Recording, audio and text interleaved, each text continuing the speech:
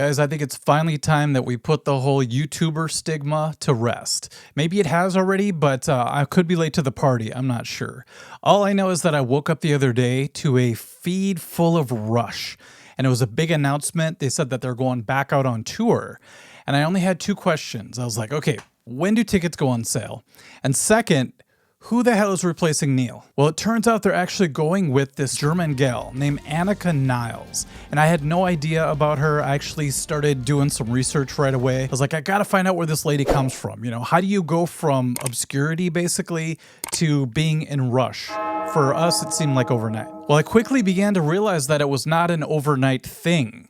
In fact, I found a whole bunch of videos with Annika drumming, and I noticed that some of them were from her own channel. So I did a little bit more digging, and I found out that her first video actually came out, I think it was 12, 13 years ago now. And I kind of had to laugh to myself because I was thinking, man, this is just another example of a YouTuber getting the call for something much bigger. I'm not sure if everybody's aware of this, but there is this stigma around being a YouTuber. I know firsthand. For many years, I would put up a video and somebody would inevitably say something like, you know, what do you know? You're just a YouTuber. So that phrase always kind of stuck with me the wrong way. I really got a lot of that when I started my Fix This Band series. That's where I watch like an amateur band and I talk about ways that they could improve their band. Okay, let's get to the vocal part. Just kind of brace yourself, okay?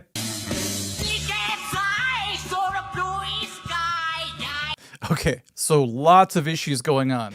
And I had a lot of people at first, at least, say, you know, who are you to say anything? You know, this YouTuber here judging everybody, what's going on? So when I read up on Annika, I kind of got excited because I'm like, you know, this is just another example that the, you know, pejorative of you're just a YouTuber is basically losing a lot of steam. I mean, she's just one example of many. If you think about the new Smashing Pumpkins guitar player, Kiki Wong, and then you've got like my friend Ben Eller, he was just playing with Mastodon. And then you have Stevie T, a well-known YouTuber who actually got asked by Dragon Force to join their band. I believe that's what happened.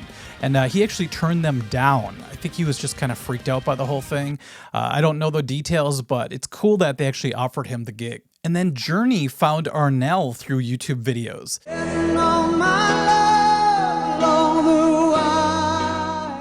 So there's a lot of YouTube connections to all these success stories. Oh, and Kayla Kent, the guitar player who plays Dimebag Darrell like nobody else, she was basically considered to be in Pantera.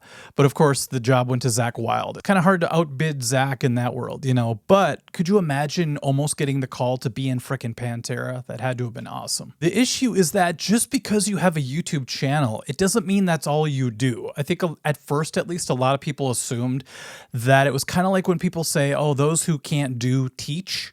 A lot of people also believed those that can't do YouTube. One of my personal examples that's kind of funny actually is a while back, a guy messaged me and he was trying to be super, you know, cool. He was trying to compliment me. He's like, man, you can shred. Why are you just a YouTuber? You know, you should be out there on big stages, you know, melting faces, not just making videos in your bedroom. I was kind of building up all this resentment over the years.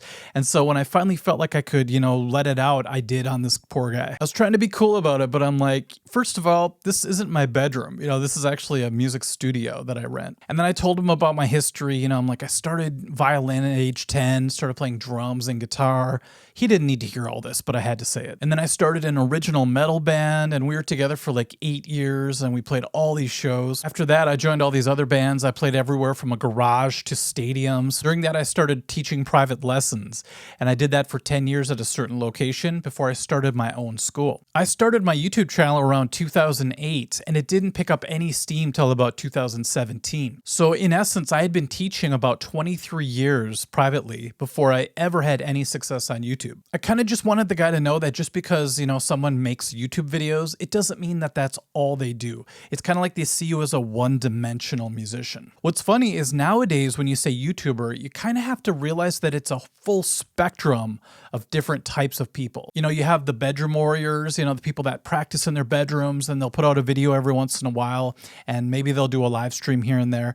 And I thought, man, if the internet would have been around when I started guitar, that's what I would have been doing. Then you have the personalities, you know, some of them are funny. Some people are just really blessed, you know, physically, they're good looking people, and their videos are usually very entertaining. So there's that realm of YouTube as well. Sometimes they're great players, sometimes they're not. But even if they're not, it's like their personality or other attributes make up for it. Then you have a big population of instructor type people that want to teach what they know over the internet. And sometimes they do really well. Sometimes they're just pretty much doing it for a really small audience.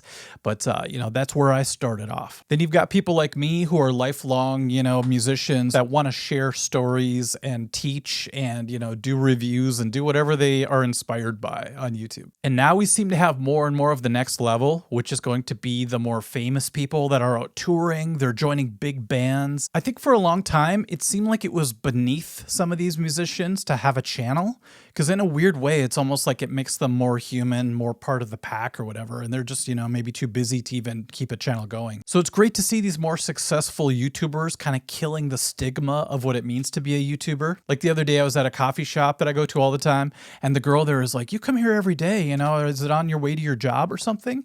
And I go, "No, I have kind of a weird job. I have, you know, open hours. I can work whenever." And she's like, "What do you do?" I'm like, "Well, I'm a YouTuber." And she's like, "Oh my God, that is so cool."